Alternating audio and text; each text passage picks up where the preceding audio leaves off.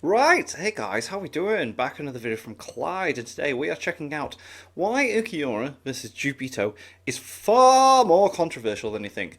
So I think people would assume because Juubito is nearly like the end of Naruto that he is the definitive winner in this. That's just where I'm going with this initially.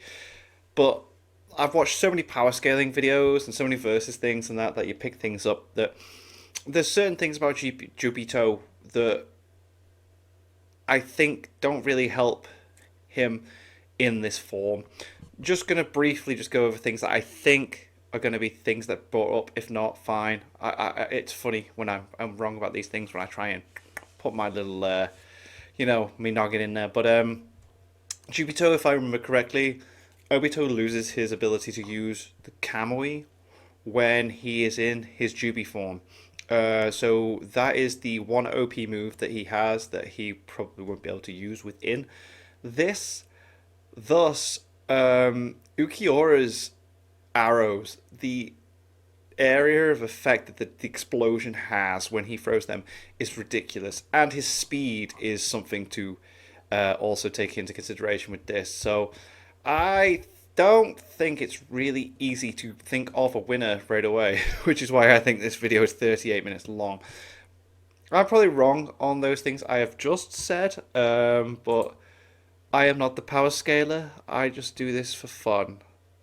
Let's let's check this out. Hey everyone, so today Yo. I'm joined by the CEO of Kakazu, that is Noodles. What's going on, Noodles? Oh, okay. What's up, bro? Yep, #1 Kakuzu fan. Let's go. Beats pain. I'm just Yeah, true statement, yeah, true. Today we're going to be doing Ulquiorra versus Juubito. We've spent quite a lot of time researching this subject and going back and forth on hypothetical outcomes and scaling the characters individually. We've come up with some new scaling for the characters too, and in this video we're going to describe how they scale to other characters not only within their series, but how they match up together in this hypothetical matchup, because it's actually a lot more interesting than I think people realize. And for this video, I'll start off with the speed for Ulquiorra.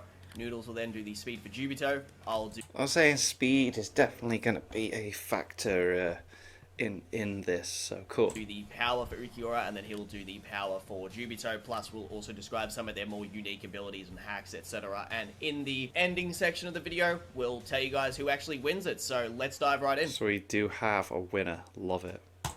So starting off this video, as you all know by now when it comes to my channel, doing tricks on it, twirling on it, and spinning all over Ulquiorra is a very common occurrence here. Ulquiorra is one of the faves when it comes to Clyde. Ulquiorra to me is what Madara is to Swag Kage, who needs to upload a video at some point. There was a time where Swag Kage said he was going to do 2 videos a month, and then that just never happened. He's just not uploaded, but he still posts things on Twitter. Like, come on, man. I'm essentially the fella who pioneered the correct narrative scaling for him. I've shined his cock clean many a times, and I've spent a lot of time scaling this character specifically, as he's incredibly important to the overall portrayal of Ichigo's strength development throughout the entire series. I've actually been scaling Ulquiorra so long that my first power scaling video was a video on him all the way back in 2014. That being said though, this fella's speed is one of the most fun things to scale in Bleach because of how blatant it is showcased to us by author Mr. Kubo. In this section of the video, I'm going to try and give you a super condensed way to scale his speed without any of the extra bullshit.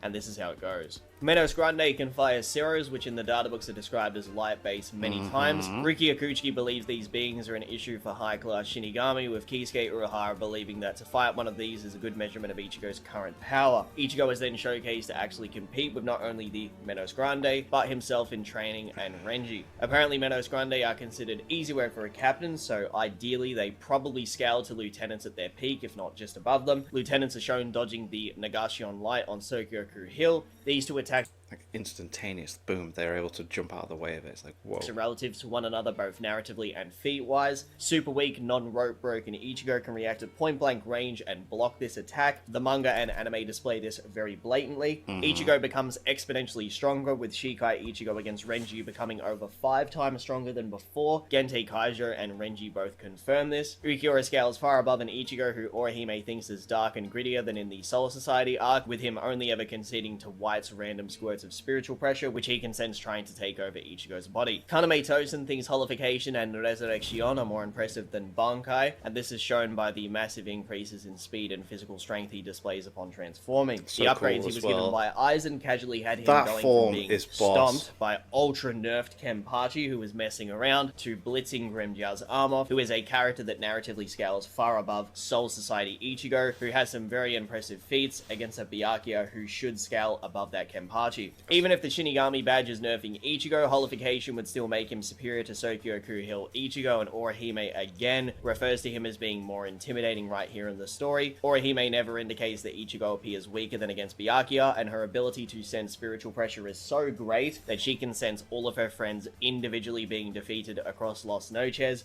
though, unlike Ulquiorra and many of the other Hollows which are talking shit, she can tell that they're actually still alive, giving me justification to believe that she's a consistent narrator of dialogue intended by the author. Okay. Ulquiorra casually scales in base to a much stronger Holification Ichigo, who was getting stronger after each battle, according to Grimmjow. It's even possible Grimmjow himself got stronger than he was during their first encounter because of his impressive feats against Shinji while incredibly injured and only having one arm, then getting healed, and how his statement to Ichigo would inherently also apply to himself. It's even impressive too that although he did get beaten by Ulquiorra, he was able to somewhat keep up with his speed and also not die from a point-blank Zero. That Zero, which put Grimmjow's arm out of commission, was done against a stronger Grimmjow who had been healed and had been through multiple battles. Interestingly, when Grimmjow fought Shinji and Shinji had to holify and he states that he wasn't holding back, his intention was to kill Grimmjow, base injured Grimmjow with one arm was able to counter his Zero and tag it while coming at point blank range, which means that just like the earlier feat with Ulquiorra where he slapped away Kisuke Urahara's Shikai Slash, which was intended to kill Yami because he almost killed Yoroichi, Ulquiorra's base strength is actually a lot stronger than I think a lot of people realize. Resurrections are considered the Bankai equivalent of Shinigami, according to the arguable smartest character in Bleach. If this is true, The arguably smartest. Okay. Ulquiorra is likely getting a lowball increase He's of freaking 5 to 10 smart. times or 25 to 50 times if you Aizen's a consider the genius. multiplier bigger when taking base form into account, as Yoroichi states that Bankai multiplies from Shikai, not from base form. Kind of like Just gonna throw it out there as well. Cannot wait for 1,000 Year Blood War Core 3. October's gonna be one hell of a month for anime. Oh my god. how Super Saiyan 1 is 50 times base, and Super Saiyan 2 is 2 times Super Saiyan 1, equally 100 times base. Then he receives a low ball 50 to 100 times increase in second release, or a high ball of 250 to 500. That second His release Segunda is Etapa is something not actually else. quantifiable because he's the only Espada with a second release, and Vasto Lorde Ichigo apparently can perform a feat that not even Yamamoto can in Bleach movie Hellverse. Upon rewatching Bleach, this does genuinely feel a lot more narratively consistent when you consider the way the Espada are first established in regards to power, though if you have an issue, blame the movie, not me. We know based on Ulquiorra's back But the movie is meant to be canon as well, so again casually injuring Yami more than Kubo was Yoroichi's hits heavily and parrying involved. Urahara's Benihime with his bare hand that he does scale higher than most realize. Uryu, who Mayuri states is a child genius, claims he has never sensed anything like Ulquiorra, and he appears alien to him, describing his spiritual pressure as the equivalent to an ocean above the canopy of Los Noches. Funnily enough, this same description is used by Mr. Kubo when having Ukitake describe Yamamoto's spiritual pressure in Just Shikai. Another thing to keep in mind is that Uryu is also making this statement, even though he's sent countless other strong captains release in the Soul Society. Ulquiorra is hundreds of times faster than Holified Ichigo, who is hundreds of times faster than Ichigo from Chapter 49. Yeah, like, it's always been apparent that Ulquiorra is really, really quick. Like, that instant moment where he goes into his second release and then just his hand is on Ichigo's face. It is that, isn't it? It's second release. Or is it first release? Yeah, it's not. But anyway, we're always made to, visually see that Ulquiorra is meant to be really, really freaking fast. Ichigo just blinks and then he's got his hand on his head and then he's just throwing him around. It's like Ulquiorra is fast. That's where I think Obito might fall in this, the speed. Ulquiorra also has his Pesquisa, which can make his body react automatically to incoming damage, and would scale far above Ichigo's mental perception of speed. Yeah, so it who was can a literally release. cut Second, hundreds it was of second millions release, of right? Okay. individual blades coming at him, That is second which release, surpass isn't it? Riko Oh, I Jokuro hate and this. Byakurai, both being always doubt light myself. and lightning-based Kido. I even went out of my way to have this translated by a fluent Japanese speaker named Zero2, as I think a lot of us know by now that the Viz translations are incredibly inconsistent, and they've actually mistranslated countless Bleach feats, like the Muken, which is a big pain in the ass. If Ulquiorra needs to, he can fire Ballas, which are stated to be 20 times faster than a Zero. Ichigo can dodge, and has been shown to dodge even faster ones than this because of Yami's first release. Obviously, if Ulquiorra was to use Ballas in second release or first release, they'd probably be faster than first release Yami, but the point being made here is that, yeah, if Yami's in his Resurrection, which he was, and Ichigo can still dodge them, that's a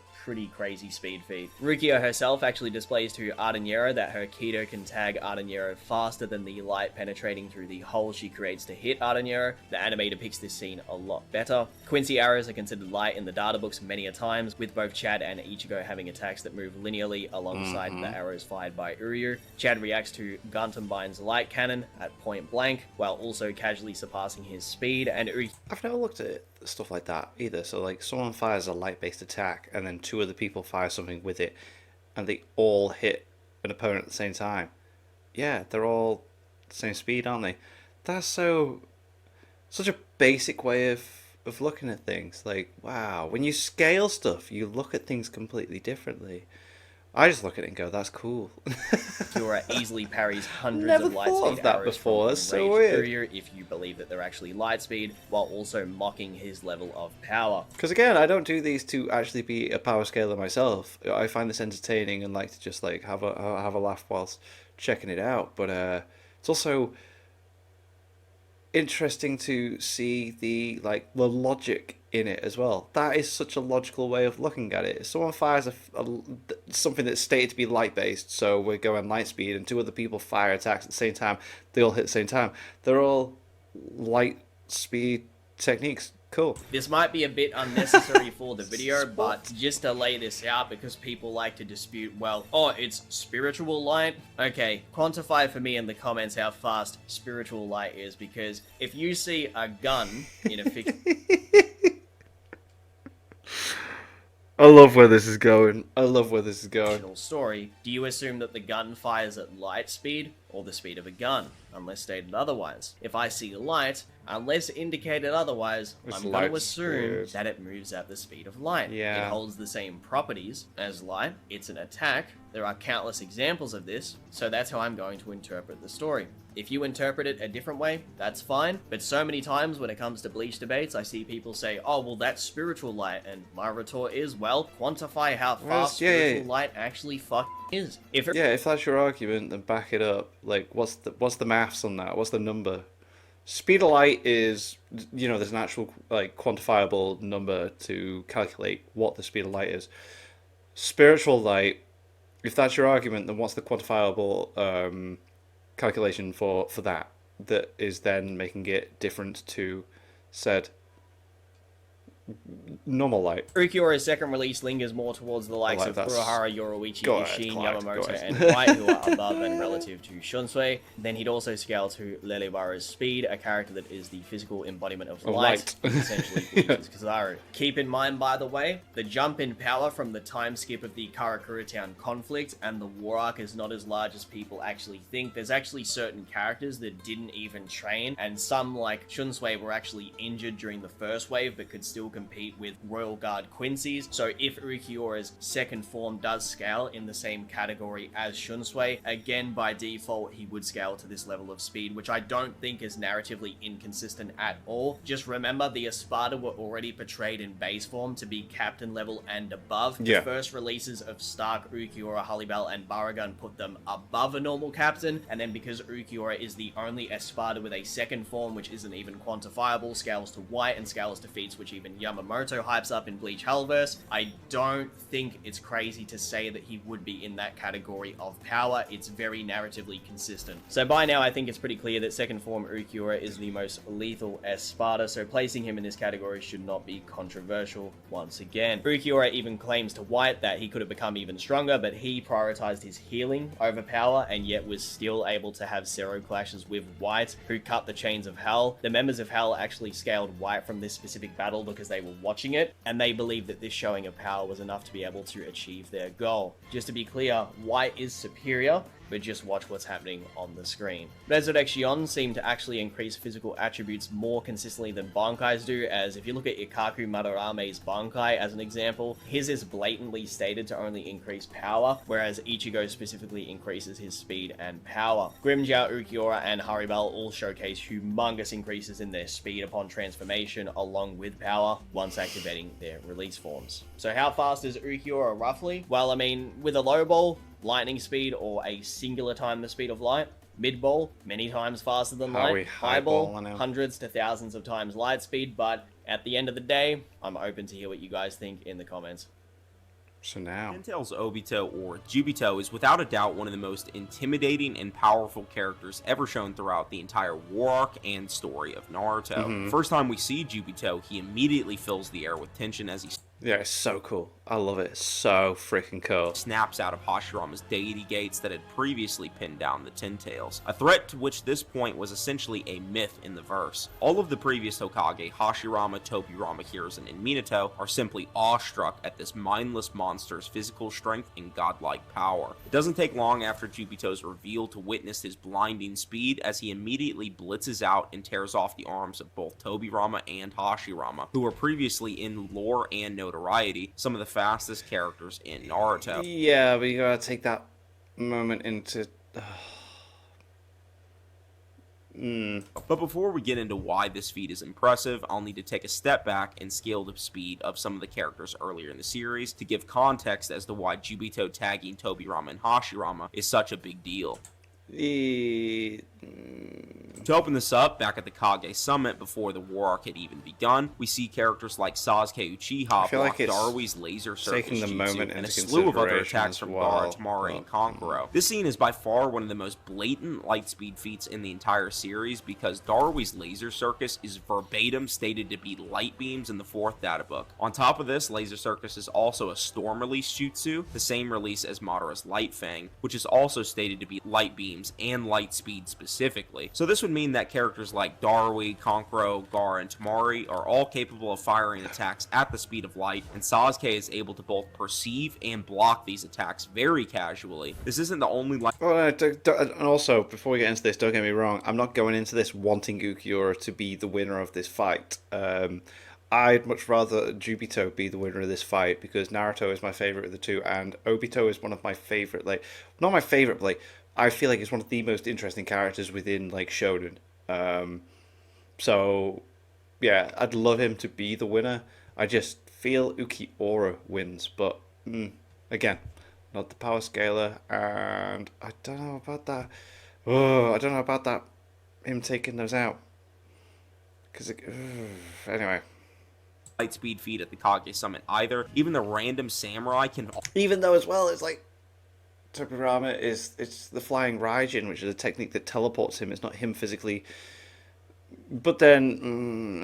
so fire attacks, which are stated in the data book to fly at the speed of light. This is corroborated by the fact that the attack itself is literally called the Beam of Light Slash. And of course, Sasuke again is able to casually block all of these slashes while not even at full power. Sasuke is also showcased blocking the leader of the samurai, Mifune's attack as well. And Mifune is stated in the 4th data book to be the fastest of the samurai, which would make perfect narrative sense because of his direct scaling to Hanzo, someone who the Sanin viewed as an absolute monster during the Third Great Ninja War. Mifune is so famous for his speed that he's the only samurai on par with Shinobi because he can slash faster than most Shinobi can weave hand signs. His narrative is directly tied into his speed. So at this point, Kage Summit Sasuke is at bare minimum faster than light in his combat and reaction speed, with even early showings in the series providing further evidence that the Sharingan can perceive characters that are narratively scaled to faster than light speed. Why this correlates in any manner to Juubito is pretty simple, because the 4th Raikage straight up perception blitzes and beats the shit out of Sasuke multiple times throughout their fight, even dodging his Amaterasu, which quite literally just requires Sasuke's eyes to focus on the Raikage with his Sharingan, though he wasn't able to do that at all. Karin, the Sensory Type ninja, even admit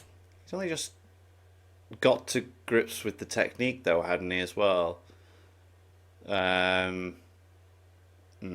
It's that Sasuke was not able to keep up with the Raikage whatsoever, solidifying the fact that the Raikage not only has faster than light speeds, but narratively he's far above Sasuke as well physically. Later on, a bloodlusted and full power 4th Raikage gets horrendously blitzed by QB Chakra Mode 1 Naruto, despite attacking him at his top speed during a scene which was intended to narratively showcase Naruto surpassing his father Minato's legendary speed. And later when Naruto becomes synced with Kurama both physically and mentally, he unlocks QB Chakra Mode 2, making him considerably superior to his previous forms against the 4th Raikage. There's even a statement from Naruto in Databook 4 which directly compares the Raikage to Minato's level of speed. Rinnegan Obito is able to compete with and tag QB Chakra Mode 2 Naruto at multiple points, despite the fact he was getting triple teamed by Might Guy, Kakashi, and, as I said before, KCM2 Naruto. Rinnegan Obito was already on their level before he ever received the ludicrous and quote-unquote immeasurable chakra amplification by becoming the literal Jinchuriki of the Ten Tails. So yeah,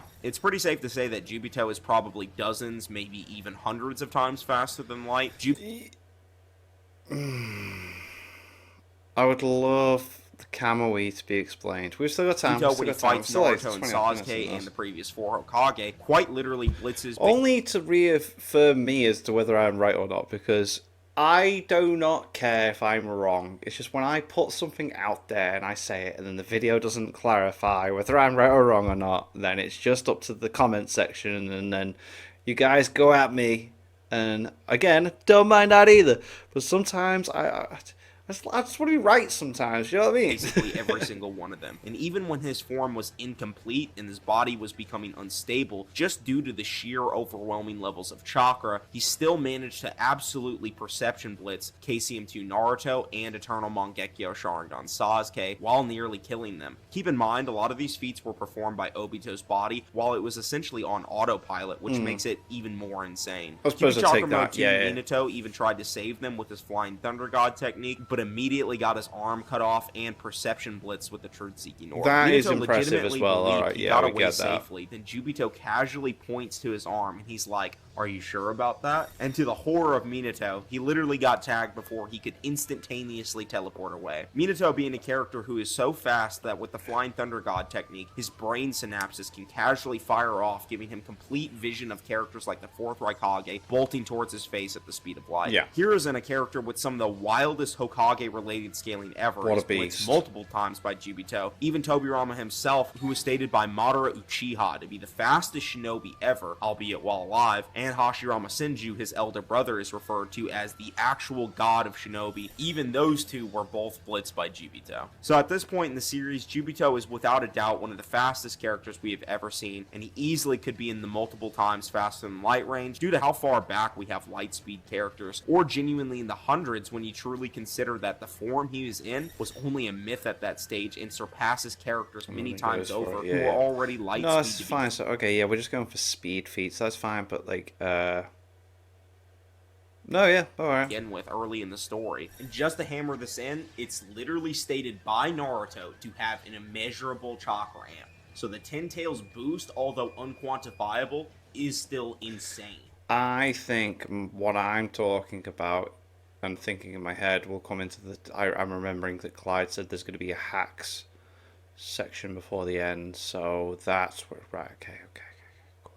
Sorry. Without a doubt, I believe that of all the Espada, Ulquiorra has some of the most impressive destruction shown throughout the series in regards to visually shown events rather than just statements. In this section of the video, I'm going to run through some of the most important ones to give you an idea of what Ulquiorra could blow up if he really wanted to. So let's get into it. When Ulquiorra and Yami first arrive in Karakura Town at the start of the Oronka arc, they cause earthquakes across Karakura Town from just merely pulling up, with their spiritual pressure suffocating the entire city. As is clearly established, Ulquiorra scales far above Ichigo, who countered the Sokyo-ku, which has the power of 36 million Zanpakuto when attacking, is said to be able to destroy the Soul Society with its power, and in the data books can overwhelm everything in existence. It's specifically stated that it's usually only used for captain and above threats. Even Ichigo and Yoshikai is stated to be a threat to the world of the living with his spiritual pressure, along with someone of Renji's level being the same at the very start of the series. If you actually go back and re-watch or reread Bleach from the very start, you'll notice that Mr. Kubo was portraying these characters as far stronger than they usually seem a lot earlier in the story. Ulquiorra casually scales in power above Grimjaw, who in just base form could destroy Los Noches, which is a country-sized area. Even going off of the Nell statement, which you could interpret as humorous because she's a literal toddler in this form when she makes the statement, it apparently takes 3 days just to walk to one of the entrances. Recently over on X, I seen a really good calculation made by SkillNub, which you can see on the screen. This goes super in depth and ends up calculating Los Noches to the size of the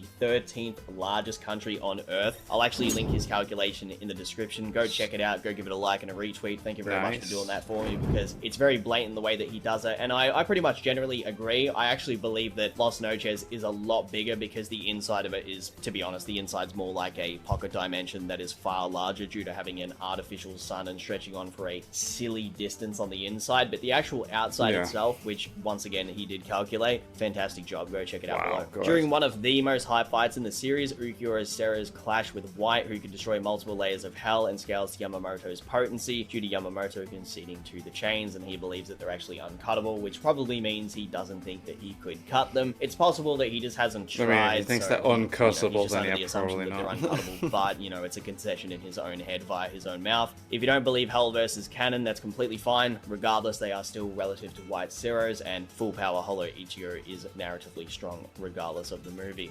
A lot of people that power scale tend to use Hellverse as an actual, like, legit, like, thing, because Kubo was involved. I'm not wrong on there. I mean, like, oh, guys, I'm sorry. Like, it's been just... I've done this for so long, but I haven't done these verses and power scale videos for ages, so I forget things, but I try and remember stuff, you know? It's not me. I don't read these things and try and remember who wins what, where, how, what, blah, blah. I like watching these videos.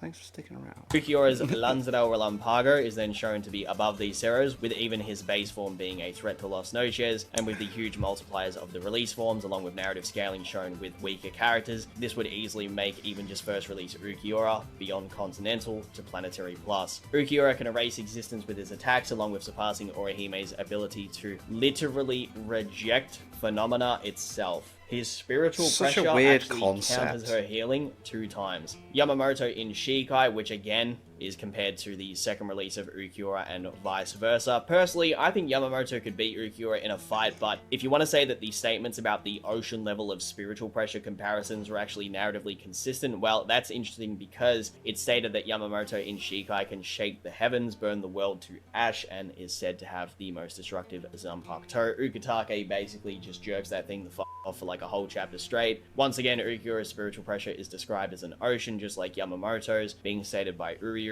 who, once again, Mayuri considers a trial genius. And again, if he needs to, Ulquiorra can use Ballas, which makes his attacks 20 times faster than a Zero. Now, interestingly, in base form, the Ballas wouldn't be too powerful, but in release form, they would be far more destructive, so they get the increase in speed plus attack potency. If Ulquiorra scales above Stark, Stark has enough spiritual pressure to fire infinite Zeros. These Zeros are able to damage characters like Shunsui. Now, because powers in Bleach are predominantly powered via spiritual pressure, when they clash, the higher spiritual pressure wins. It's explained very clearly that with Aizen, the reason he kept the Espada in line was purely because of his strength, not his Kyokusei Yetsu, meaning that Yeah, they were all very much like, whoa, no, he could actually just, like, beat the crap out of us, let's just stop. he could just genuinely overpower Baragan's ability to age all things with just his spiritual pressure. The same logic would naturally apply for second form Yami, full power Stark, and Ulquiorra. As for Stark to be ranked above Baragan would actually make no sense if Baragan could just simply effectively age him to death. You could say, and I brought this up in previous videos, that Aizen put Baragan below Stark because he wanted to piss him off. However, this is never once confirmed a single time in the story. It's purely headcanon from readers. That being said, Ulquiorra's spiritual pressure could also reject the ability to be aged to death, just like he could reject Orihime's ability to change reality itself or reject phenomena. It's also stated that White Seros were going to passively destroy the Earth, and Ulquiorra Seros are relative to this. Keep in mind the Sero that White actually shoots, it blows through multiple layers of hell, blows open the gates of hell, and then passively almost destroys the world. It's one of the fears that Ichigo actually has if he's to go back into that form. He thinks it's going to destroy the world. If somehow damaged in combat, Ulquiorra has high speed regeneration, with the only areas that can't be healed being his brain and internal organs. However, his Hiedo, which is his passive hollow armor, Juubito can heal himself as well, along with his spiritual pressure, this would make him insanely hard to physically... Gotta keep remembering who Ulquiorra is fighting in this versus, and Juubito. Yeah, Juubito's got healing. Does he? Yeah, I think he has. Or am I thinking of the Edo Tenseis that he's fighting against that just heal? No, because he stops them healing with the black. Hurt. Even when he stopped defending himself and he turned off his spiritual pressure, he was able to survive a point-blank Zero from White, which is pretty wild. Scaling to the Sokyoku would also by default make him planetary, which would be a tremendous understatement if you see how it's described in the data books once again, considering how the Bleach verse has been casually described with the Zero Division feats shown in the latest episodes of Core 2. Stuff like this is genuinely not far-fetched at all. Based on multipliers alone and the magnitude of different levels of strength that the Espada are in compared to normal hollows, Ulquiorra could easily kill thousands to millions of low-class Menos, and these were said to be able to destroy the world during the Ishin's initial theory on Aizen's plans when talking to Urahara after the defeat of Grand Fisher. Because of Ulquiorra's narrative strength, he is more in the category of Ishin, Urahara, Yoruichi, and base Toshikai Yamamoto, and so on with his second release, so anything cool that they did, he is in that same ballpark of power. Keep that in mind. So, to conclude this section, you're dealing with a character that has the following potential for scaling: city to country or continental and beyond, planetary plus, or just straight up a threat to everything in existence because of the Sokyoku scaling and how Ulquiorra Seros can clash with Whites, who can blitz an infinite distance, then destroy that said area. There's even a crazy statement that states White and Ulquiorra can shake all of Hueco Mundo, which contains infinite sand. This is the area that surrounds the Las Noches Pocket Dimension Castle, created by Aizen. Because Genryusai Yamamoto verbally concedes to the Chains of Hell, this is fascinating, as the writer for Bleach movie Hellverse states that Ulquiorra could actually cut them. And as far as we were concerned, this is a feat which seemed to be unique to White. Yeah, whoa, this would okay. also, by default, back up the scaling that I discussed earlier in the video. A big shout out to my good friend Marino for getting these statements directly from the writer, who worked with Mr. Kubo on the movie. Whoa. She also goes on to confirm that they discuss Seros being lightspeed, and Mr. Kubo actually approves of this. This is the first time anyone has ever seen these statements, as they are unique to this specific conversation that my friend pursued. So Bleach fans, you've now got yourself some wank to spread around. Bleach is officially, without argument, the speed of light. That's so cool. A massively light speed, infinite power, existence affecting, high speed regeneration, overpowering phenomena with his mere existence itself, can wield an ability that multiplies his own speed by 20 times at any time, can throw nuclear bombs out his ass all day and night, can open pocket dimensions. Yeah, that was and travel across my main the thing universe. going into this. Like, all of this is he achieved can by a some simple freaking damage. hollow. Juubito at the time he was revealed in the series was not only the fastest, but also by far the strongest character we have ever seen. Hashirama himself, the god of shinobi, the man who literally off-screen Madara, straight up admitted that Juubito was even stronger than him. But both Tobirama and Hiruzen also confirm he's stronger than Hashirama, which is insane because Hashirama was capable of pinning down the Ten Tails. The Ten Tails was so overpowered that even when it was first summoned, not even at its strongest form, it was capable of firing a massive multi-continental Biju bomb that absolutely dwarfed mountain ranges. You can even see the curvature of the earth is clearly visible in the background, so this explosion would even be visible from space. Not only is the Ten Tails not at full power when it fires this bomb, Juubito is capable of firing multiple of these at once, which is shown when he trapped the entire alliance in the Crimson Ray formation. The Ten Tails is also the culmination of every single Biju and holds all of their power combined. This includes the likes of the Nine Tails, which on its own was stated to be capable of turning the world to ash, and it also is stated to outright be capable of shattering and obliterating the Earth. We've never seen the Nine Tails do this on screen, but it's pretty obvious that Kishimoto can't allow something like that to happen, because if he did, the story would actually have no way to progress itself. Yeah, That like, said, how's we it go did forward? get an Yeah, very obvious valid. Alright, statement fair. and feat for the Ten Tails that quite literally says it has planetary sized chakra,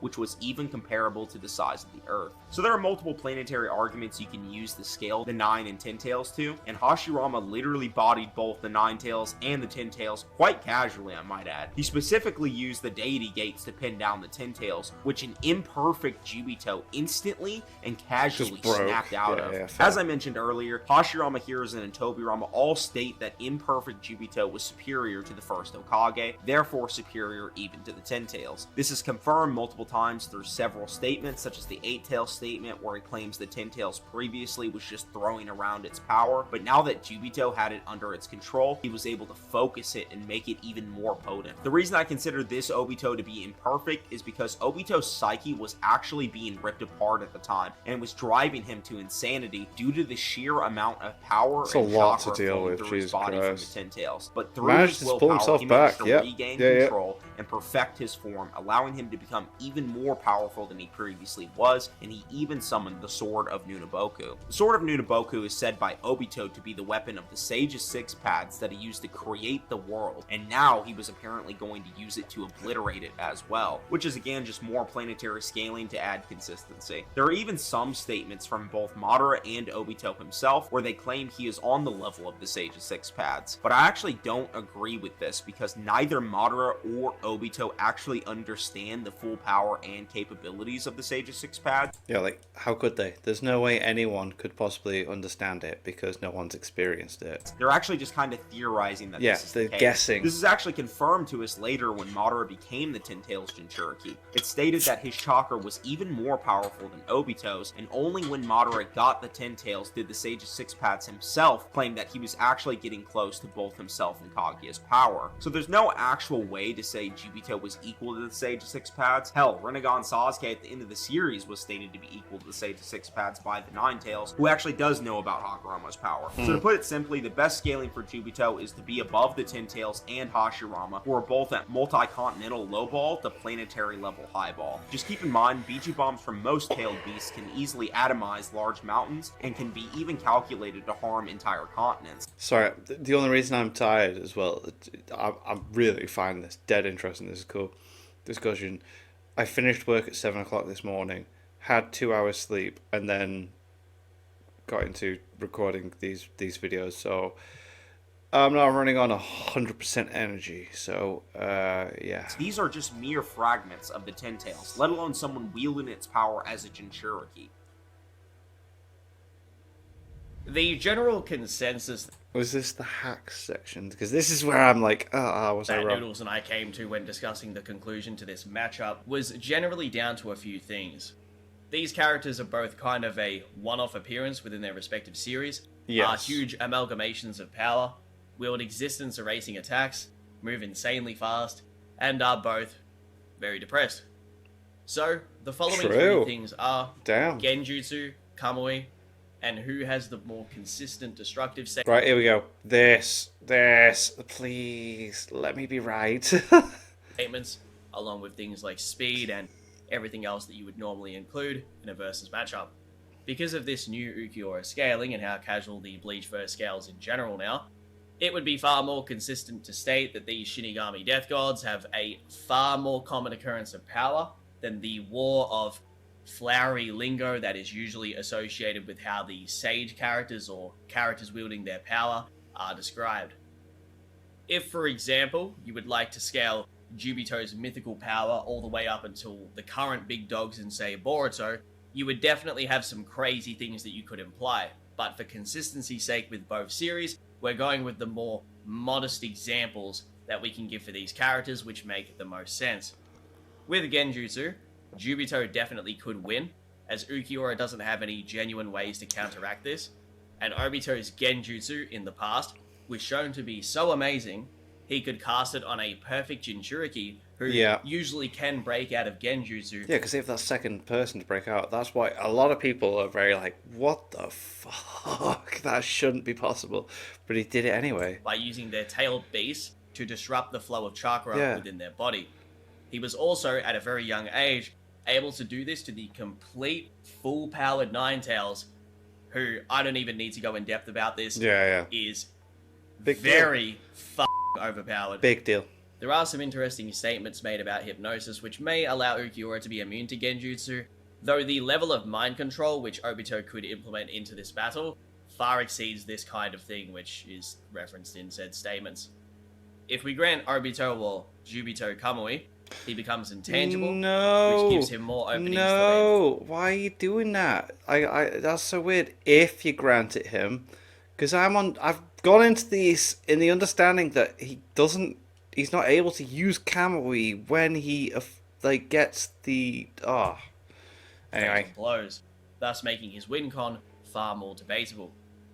Sending Ulquiorra into his Kamui dimension won't be a factor, as Ulquiorra can just simply leave his dimension. This is something Hollow... I mean, alright, cool, but... do all the time, and Ulquiorra... But it's still, like, a time-consuming moment. Like, I don't feel like it should be a factor, because I don't think Juubito can we? I'm sure I've seen that in multiple power scaling videos where, like, people have gone, like, yeah, he just isn't able to use... I am probably wrong, though. Ulquiorra overpowered a dimension that Grimmjow trapped him inside of. He just came straight out. Yeah, alright, fair. At the end of the day, Noodles and I came to the agreement that there are 3 ways to decide who wins this. Ulquiorra wins via his normal, completely charitably given scaling. Juubito wins if you argue he can wield all abilities and eviscerate Ulquiorra with his Sage of the Six Paths powers and weapons.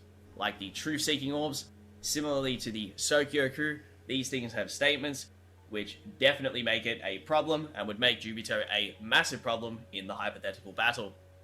Now, I want to emphasize that although I believe full power head Captain Yamamoto is stronger than Ulquiorra, the statements in regards to Bleach movie Hellverse about him being able to cut the chains of hell, and the narrative scaling of White when he first appears in his completely manifested form, allow Ulquiorra to passively surpass characters like Shunsui and adult Toshiro, who regardless of the time skip, do not get stronger than Yamamoto. Even when he's in a state that is so much weaker than before, Yuha mocks his dead body for not getting his arm healed. Yuha himself claims that no Quincy other than himself could seal Yamamoto's Zanpakuto, and this statement was made when Gremmy existed in the story, alongside his Shudstarful members, who had split some of their powers with the rest of the story. Yeah, they're all pretty damn. Some may argue this statement from Yuha only works because the Shudstarful members were nerfed at the time of the statement, but because Gremmy exists, this is retroactive. Gremmy absolutely scales above Asuka Nakliva, especially if he doesn't mess around in a battle, like he did against Kenpachi. There are ways to argue that Asuka could win in a hypothetical fight between the two. However, I'm talking strictly about power. Earlier in the story, Stark queries Shunsui about the topic of who is stronger between himself and Toshiro. Shunsui states that it would take Toshiro 100 years to surpass him in strength. The time skip is close to only 2 years, and Shunsui performs well by himself against a Shudstarful member of Yuha's, even after losing an eye, earlier in the first wave of the war. This is Lilibara at his strongest, and Shunsui still scales below this weaker Yamamoto, who would scale above Lilibara.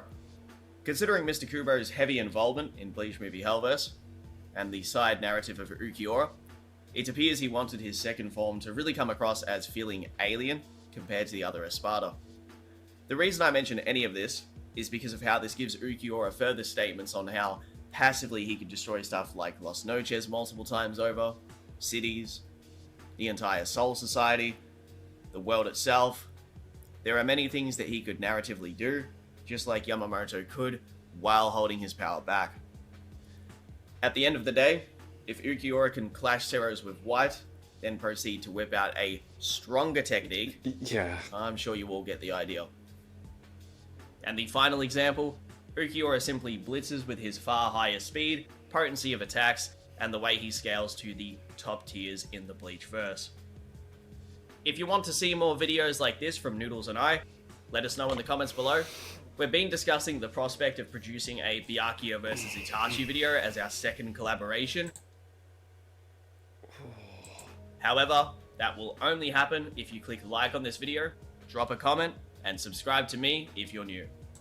Go to, right, so links in the description to this video to the channel. Subscribe to Clyde's channel. And then find this video. Oh, actually, no, yes, the video will be linked. So go to the video in the description. Click like and then subscribe there. Because I want to see this. Let's go. Let's aim for 10,000 likes on this video. Once the video reaches 10,000 likes, I will get straight to work on that collab with Noodles, and the videos will just get better and better. Also, please kindly click Noodles' channel, which is linked below in the description.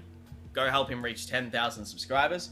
We got to work together as a community to help each other out, and I want to see you guys give him a bump in subscribers. Excuse me. Thank you all very much for watching.